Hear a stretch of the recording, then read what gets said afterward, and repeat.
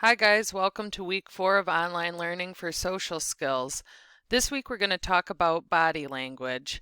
I'm trying some new things with our worksheets so that you guys don't have so many things to open, so I guess let me know if you guys run into any issues, but I'm going to show you how to make a copy of the Google Slides worksheets in case you guys are having any issues with that. So when your student goes to work on this, you open the body language worksheet on Google Slides. You guys won't be able to type on this one because it's set as a view only. So what you need to do is go to File, make a copy.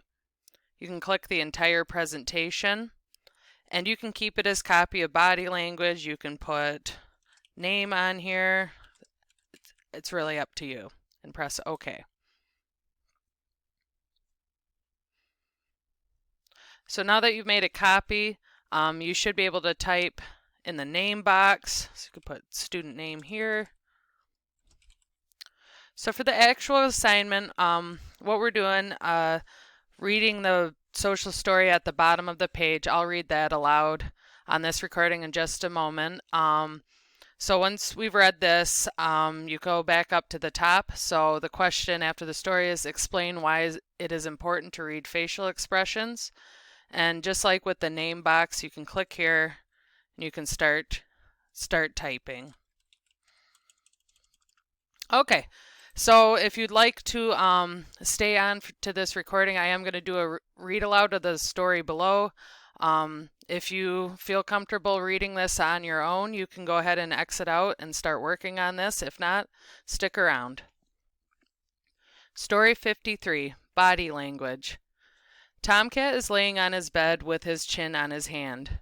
Tabby Cat walks by and asks him why he is sad. Do you think Tomcat is sad? What other emotion could his body language be showing us? I'm not sad, Tomcat said. Well, you look really sad, said Tabby Cat.